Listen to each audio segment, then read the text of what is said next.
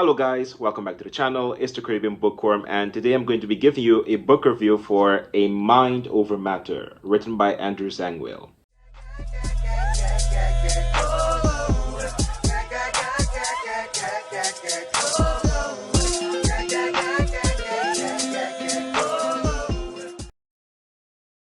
Mind Over Matter is a biography book written by Andrew Zangwill, who himself is a physicist.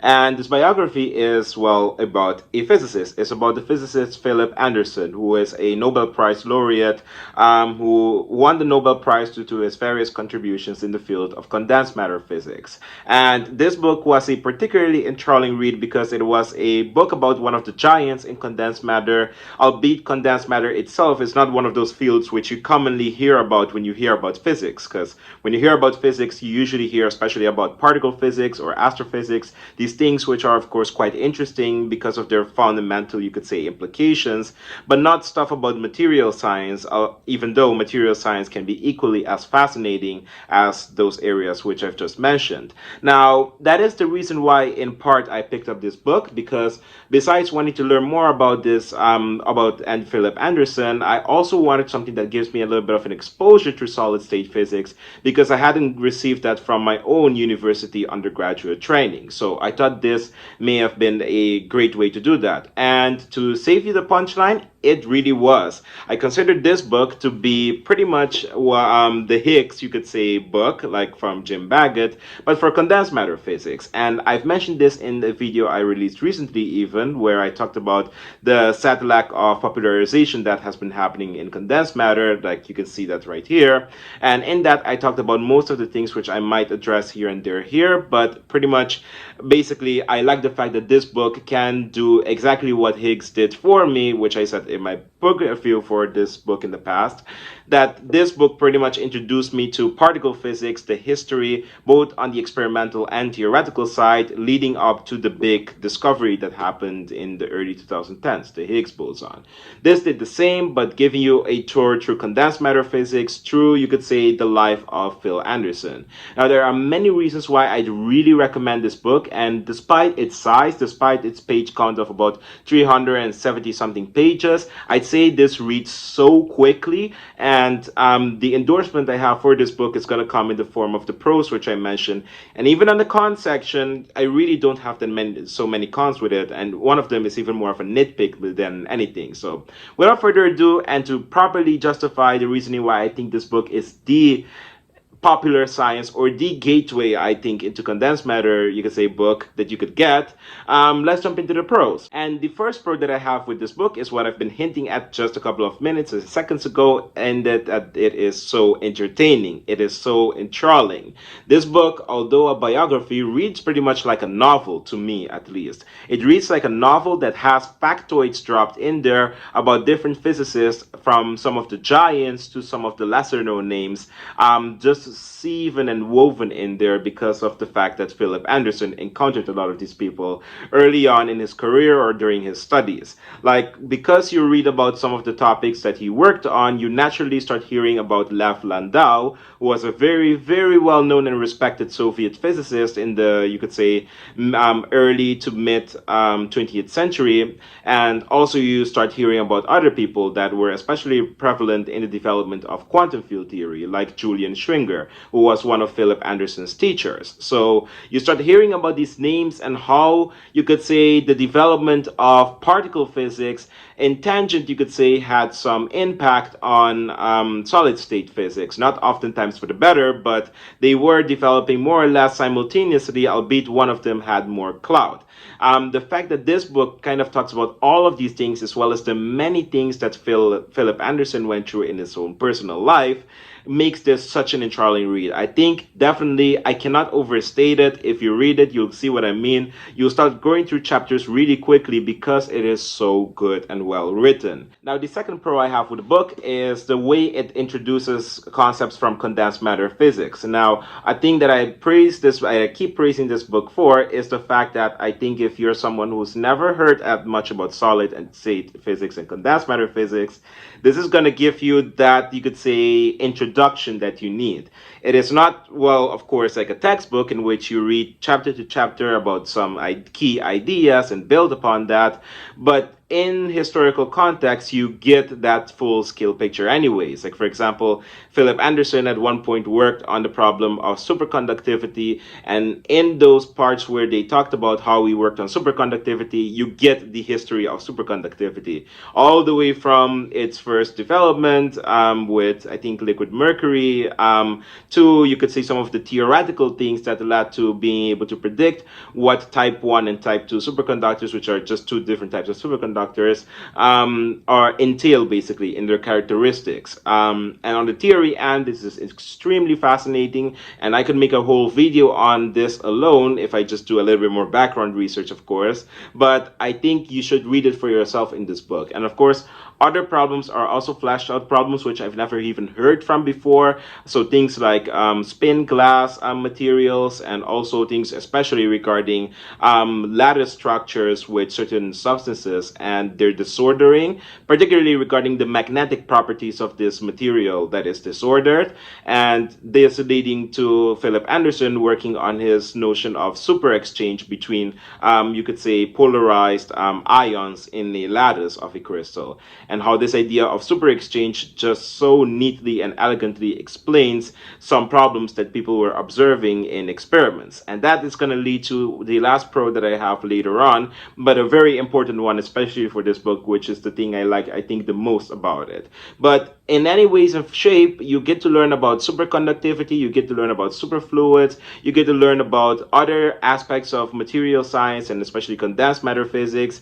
And it's almost, I wouldn't say entirety, because I feel like the field is much broader than I even seen here, but in a good scope, I'd say, at least from this book, like from this nice gateway into the thing. Now, the third pro I have with this book is that this book is quite unbiased when it comes to talking about this scientist, talking about Philip Anderson. It very objectively states the achievements he had, but also some of the things regarding his attitude, especially later in his life, that were found to be quite repulsive to his colleagues, and things that made him quite inaccessible to some of his colleagues because of the way he approached either the science or the way that science is supposed to be collaborative.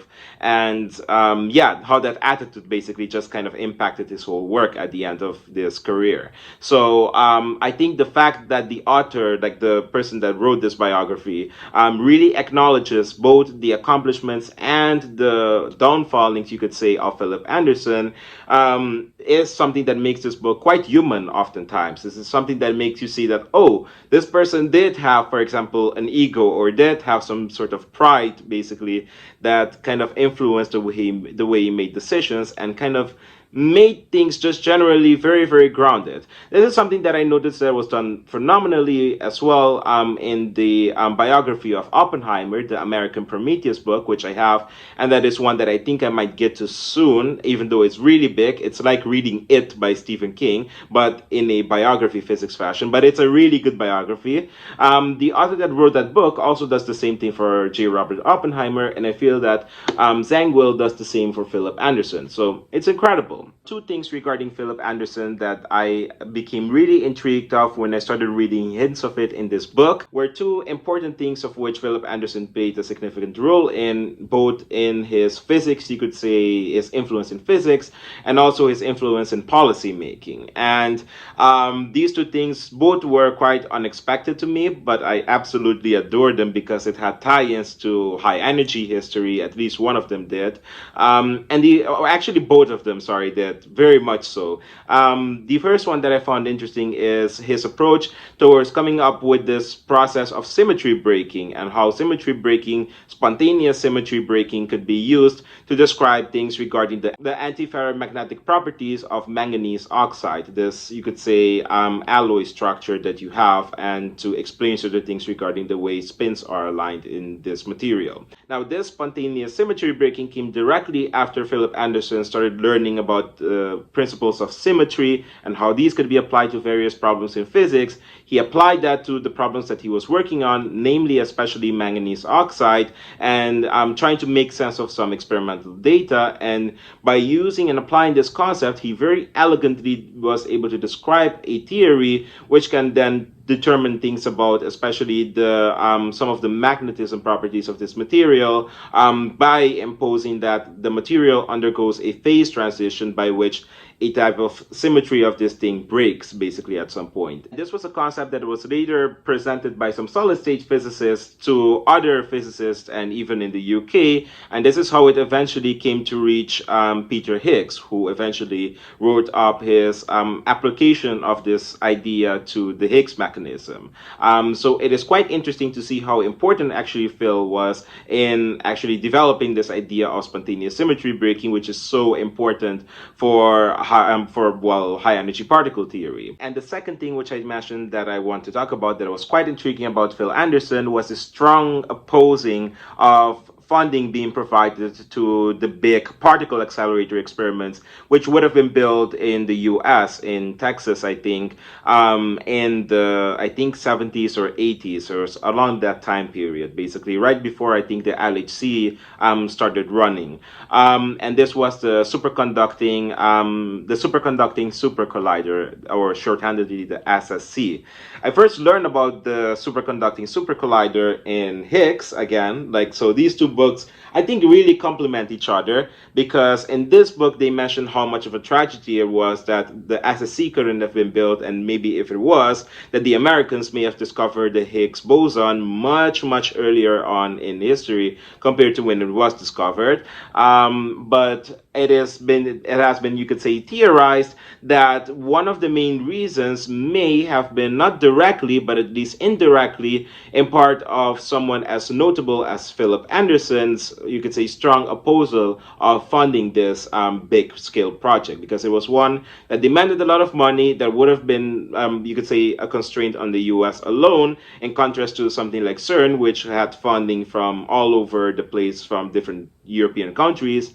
But also, the thing is that Phil Anderson was already by then a well-respected scientific authority. And a lot of people, a lot of physicists, including some other condensed matter physicists also, were all on board for the funding of the SSC, because it is still in serving of fundamental research. But Phil Anderson, who, as you continue to read on in the book, seemed to have quite a very contrarian, you could say, approach in most things. Like, he liked having a very strong, sharp opinion against the majority. He was stating that it might not have been worthwhile to fund something like the SSC, because there's no guarantee of new physics being found by just building like a big collider that might cost so much and might possibly take away from funding from other scientific disciplines.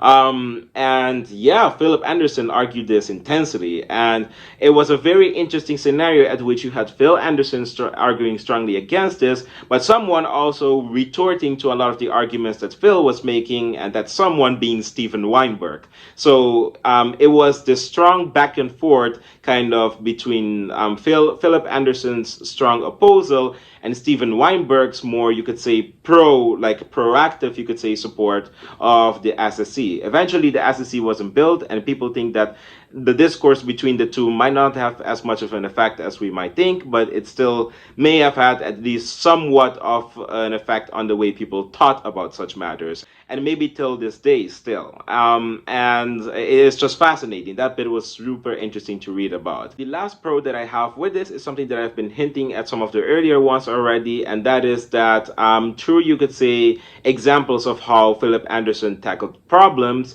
you could see what his philosophy was as to doing science, as to solving problem. And his philosophy was that very much of following the experiments, seeing when there's an inconsistency between experiment and theory, and where you find that inconsistency is where he focused in the most, like trying to use his intuition and trying to use, you could say, most of the times, the most bare bone of an estimate that he needed to make in order to start constructing his theories, and then kind of fleshing that out and seeing if it then starts making theory more consistent again with experiment. This approach, I think personally, is wonderful. It's a very phenomenology oriented approach, which is sharply contrasted to that of some other physicists, which this book also kind of, by the way, highlights.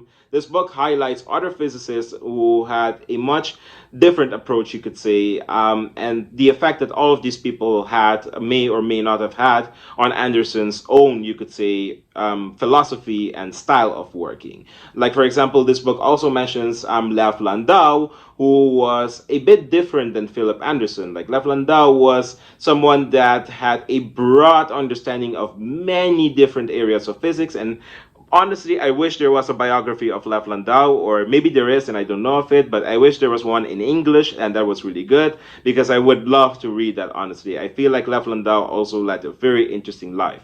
But anyways, Lev Landau was someone with a broad familiarity of a lot of areas in physics, and he also had a deep understanding of the mathematical machinery needed to tackle these problems. So the way that Lev Landau, you could say, especially taught in his courses, which are summarized right now in a series of volumes called the like a School for Theoretical Physics or something like that, the Landau Lifshitz books, basically.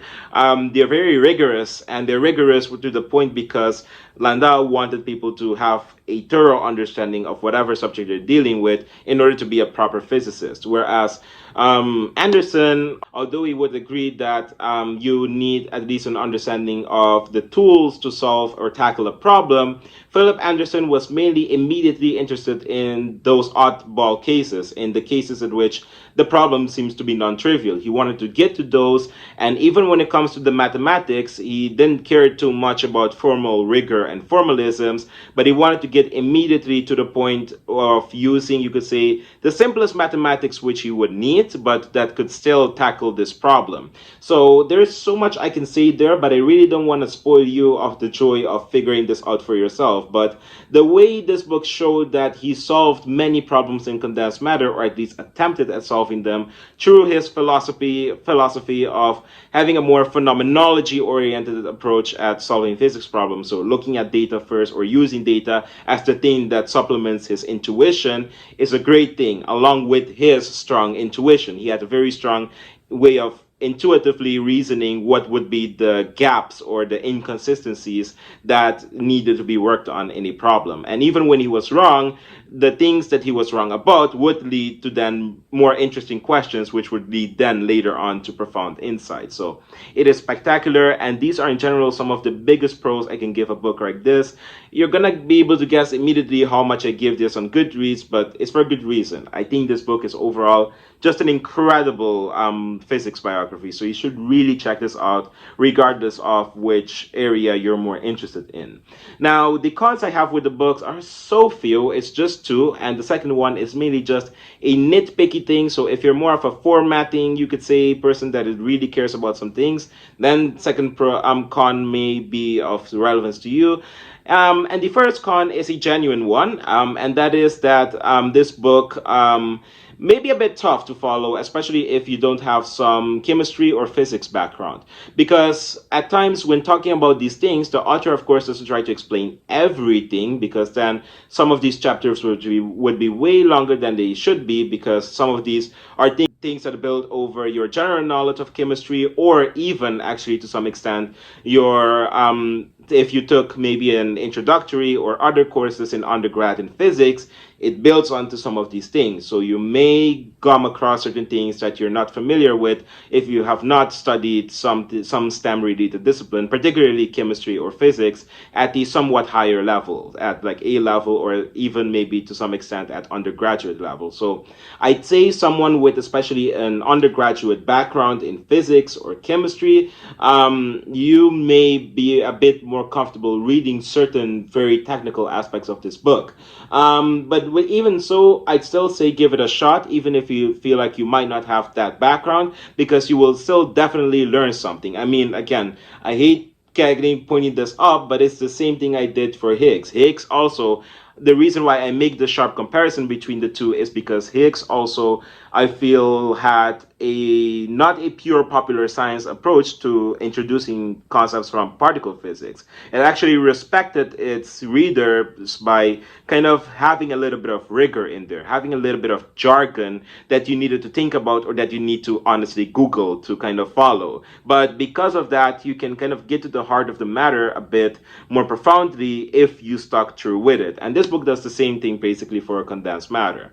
And the second pro, which is the more nitpicky one, is that the footnotes in this book are quite big. They're much bigger than any other book I've read so far, and that it makes them quite noticeable. So there are cases, for example, when you're reading a page and the footnotes are, I kid you not, about this size right here. So you read about half a page or like 3/4 of a page, and you already encounter footnotes. It's kind of nice, I must admit, because you kind of go through pages really quickly because of that in this book, but at the same time, it could have been done without. But again, the footnotes also aren't pointless things. Like the footnotes are relevant or are just ways that this author kind of points his resources, which again, it is stunning how well researched this book is. Like the resources, when my eyes sometimes go down and read the footnotes, it's just incredible. It's found from niche, you could say, physical ladders to very rare interviews that were made, and he kind of connects all of these things in this like master journalistic, you could say, effort